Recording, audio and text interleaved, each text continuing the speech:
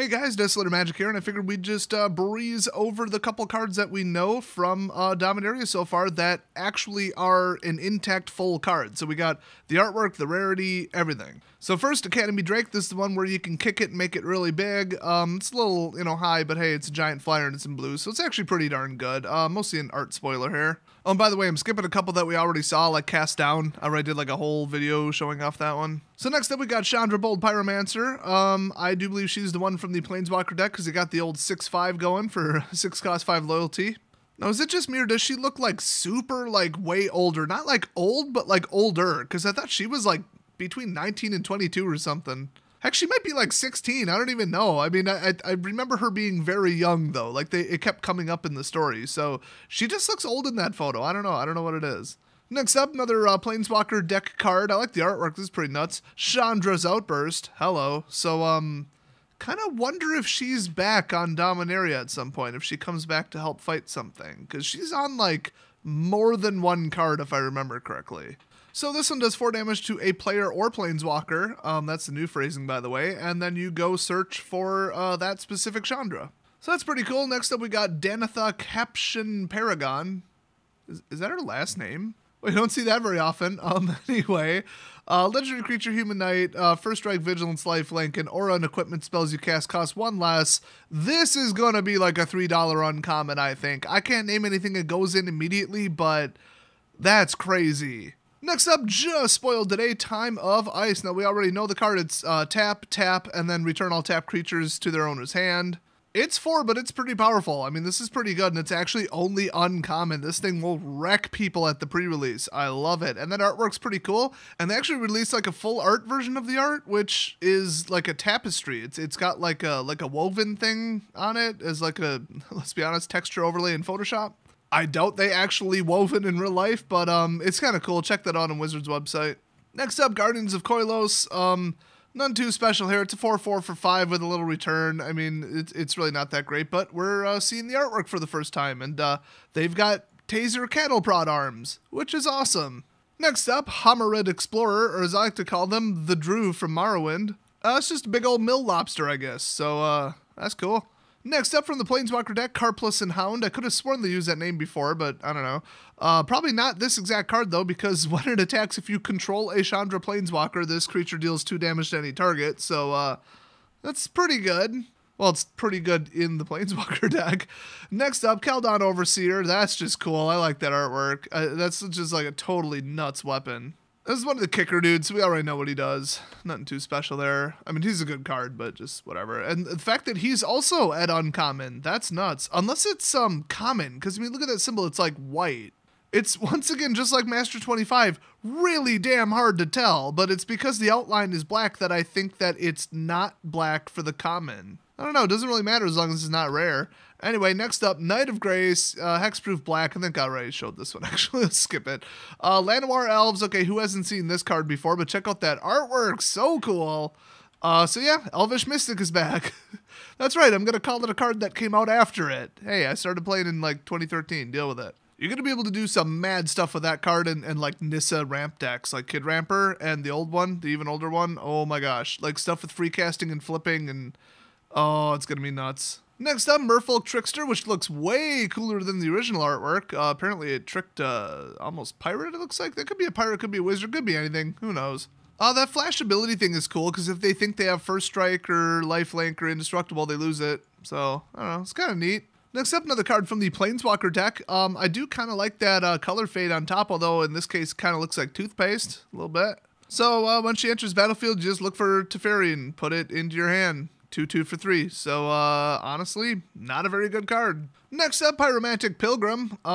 He's going turkey hunting so they can have Thanksgiving. But he uses fireballs. I mean, a 3/1 with haste for 3. It's not great, but it's certainly not bad. Next up, yeah, I already covered this card. Too bad, I'm going to cover it again because this card's insane. It's a 5/4 for 3. Triple green, though, so that is a bit of a limiting factor. It is a rare, but it can't be blocked by creatures with power 1 or less. So you have to deal with this very quickly or you're going to lose. Now, it's not like it has trample on top of it, but oh my gosh. And by the way, isn't that artwork freaking awesome? Next up, Teferi Sentinel. As long as you control a Teferi Planeswalker, Teferi Sentinel gets +4/+0. I do believe that this is in the Planeswalker deck because it's number 273 out of 269. At least they're finally doing that. I don't think they used to do that. They used to just basically give an inaccurate number of cards in the set that didn't reflect what you could actually open from a booster. So now they're going the Pokemon route, and this is basically like a secret rare, except not, because you can't get it in the boosters. I mean, a 6/6 while you got a Planeswalker out, that'll block some stuff. I mean, he doesn't have reach or anything, but damn. And honestly, a 2/6 is not bad either. For 5, it's not great, but it's just a pretty good card. Speaking of pretty good cards, Teferi Timebender. Oh my god, does he not look like the other two versions of him at all? Honestly, the one on the box, the Charlie Murphy version, I like him way better. That's not the artist, I'm saying he looks like Charlie Murphy. Anyway, untap up to 1, target artifact or creature. That's not bad for a +2, I guess. -3, you gain 2 life and draw 2 cards. That's insane. And then -9, take an extra turn. Straight up, so it's not like, whoa, devastating, but it's good. It's just a good, solid card. Unfortunately, it costs 6. I mean, that really isn't great. Maybe people will throw him in Approach to the Second Sun. I could care less. I mean, I've seen Dovin Bond in that deck. You could really just throw anything into there. I don't know what his +2 would do. The -9 would be cool, but the -3 is what they would go after. But you can only light that off once, but then he won't die if you +2 him the next turn and then -3 him the turn after that. So, I don't know. Not bad. He's like, honestly, not even worth swinging at either. So it's like, he kind of would fit in that deck, but 6 is like really high. Next up, another Teferi Planeswalker deck card because it's 271 out of 269, so I assume that's what that means. I love this artwork. Is he blowing a dandelion of time into his face? Is that what's going on in that artwork? I like that. So you return target creature to its owner's hand, and if you control an artifact, draw a card. I think that's a crap version of Dragunder, if I recall, or something like that. But, I mean, for 3, you might get a card, and then it's in a very specific deck that does run artifacts, I guess. All right. Next up, Triumph of Gerard. We've obviously seen this one before. It's basically the White Siege card from Kaladesh, or not Kaladesh, that other place with dragons and crab. I don't remember the name. But yeah, this is the first time we're seeing the artwork, so pretty sweet. I like it. Oh, Tarkir, by the way. It's Tarkir.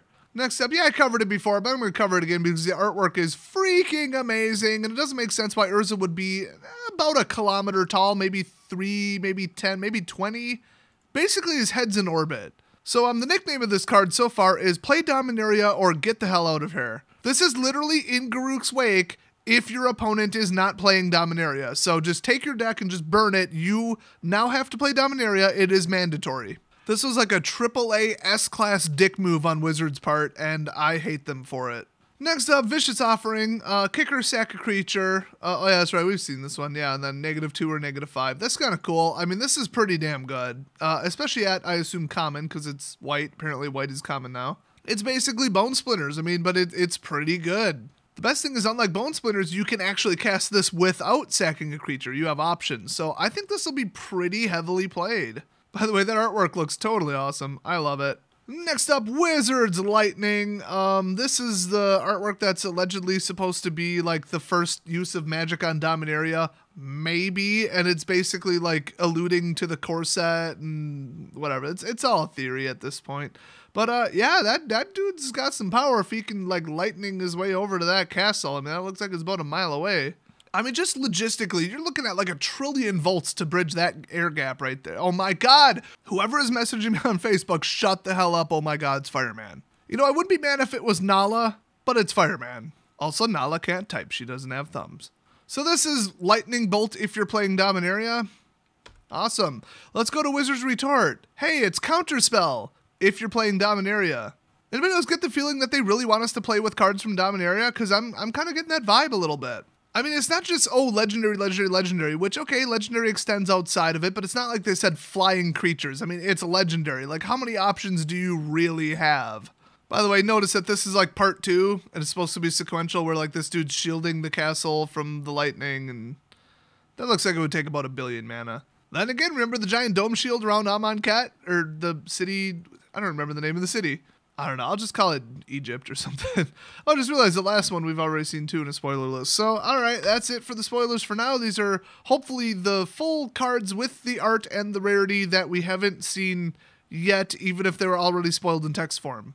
Yeah, that's the category I'm going for. So, thanks for watching. I'm going to go play some Far Cry 5, and I'll see you guys next video.